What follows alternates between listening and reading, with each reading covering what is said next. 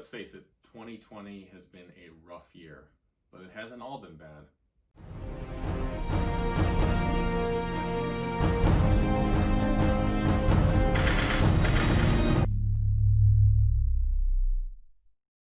Welcome to Star Joes. I'm your host Ryan, and today I'm going to be covering Teenage Mutant Ninja Turtles IDW 2020.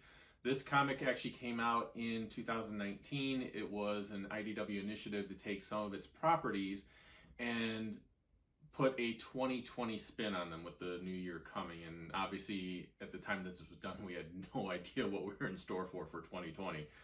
But what would happen is that the properties would either jump 20 years in the future or 20 years in the past. A lot of them jumped in the future.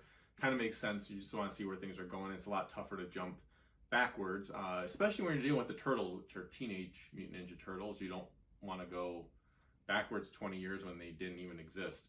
Although that could be interesting depending on the right story and everything else. This story was actually written by Paul Aller, who is currently writing the G.I. Joe IDW series and has had a lot of experience with writing the Turtles as well. The art was done by Nelson Daniel, and I found it very interesting to cover this particular issue with the Last Ronin story coming out soon.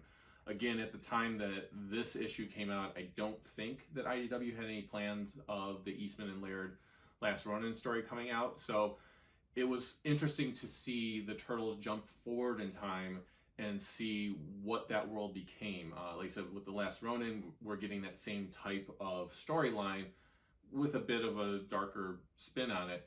Although the storyline in this is pretty dark as well, and actually really enjoyable, just to give you advance notice of that. I really liked this issue a lot. In it, we now have Michelangelo is in charge of the team, and it's because Leonardo's kind of gone all mystical. And he can now teleport, which that was the one thing that was kind of weird. That's never really explained or even hinted at how he can do this.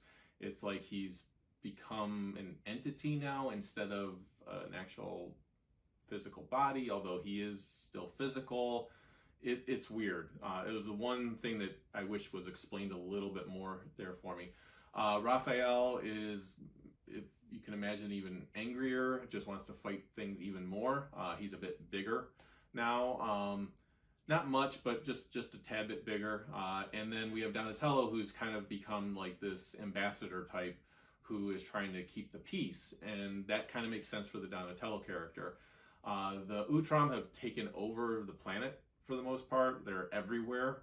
And there you have characters like Sally Pride and her team of other characters, like you can see in the distance, like some of the Triceratons and everything else that are on her team, kind of fighting as a resistance force.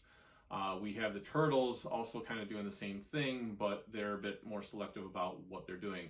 Donatello in the story has actually been captured, and the Turtles go on a mission, and the mission isn't necessarily to save Donatello, it's to save a city in Italy. So that's really the premise that we're looking at here.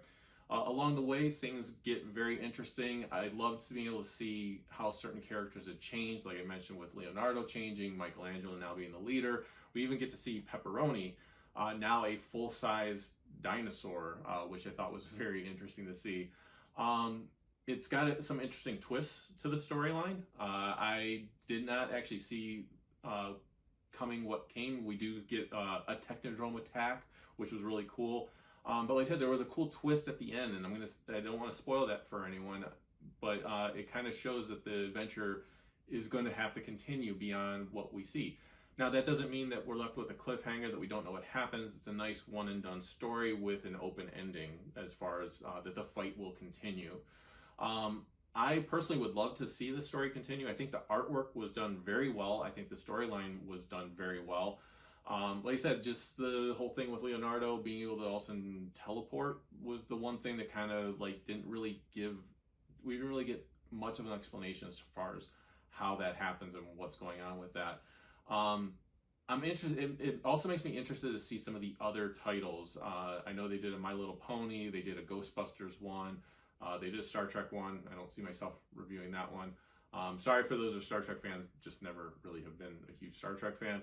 I've read a few of the comics, and I do like the movies. Just the show it's never been something that's grasped on for me. But yeah, I like. I think there's also a Gem and the Holograms one. So I might actually visit some of these because I think it's interesting, especially in the year 2020, to cover these 2020 titles. But like I said, this one in particular, I gravitated towards because with the last Ronin coming up. So with this particular title, the art, the storyline, everything was really great. Like I said, there was just maybe one or two things where it was like, okay, I would have liked a little bit more explanation or a little bit more understanding as far as how this happened or how that happened. But overall, I'm going to give this a rating of the Honor of Grayskull. So like I said, really enjoyed the comic, really glad and has me eager to check out some of the other one-shots that they did during this 2020 event. Speaking of events, we have just a few days left with my Kickstarter. It ends at 7:00 p.m. Eastern Standard Time on August 24th.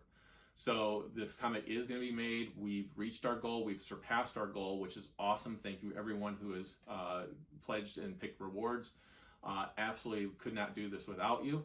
But this comic's going to be made, and if you'd like to check it out, we have rewards as low as $5 to actually get the digital version of the comic. So please check it out. Please support it. Want this to become a series down the line if we can, and want to find a publisher. And the best way to do that is by saying, hey, we've got all these people behind us when it comes to this title, and we got great plans for where it's going to go. I mentioned last episode that I was going to highlight some of the creative team. Last time I referenced my wife. This time I want to talk about Joel Jackson, who is the artist on it. Met him through a friend of a friend of a friend, and he had exactly the style I was looking for. I was looking for somebody that could do cartoony style, but still do detailed work, because I knew there was going to be a lot of details in the backgrounds, and you'll see that when you check out the Kickstarter page. There's some sample pages there, and you can see a lot of detail put into it. And he's just a fun guy. He does a great job of putting that fun into this comic, and we need that for an all ages comic. So he was excited to jump on board. He loved the story, he loved where we were going to go with it, and he's been a great collaborator through the whole thing.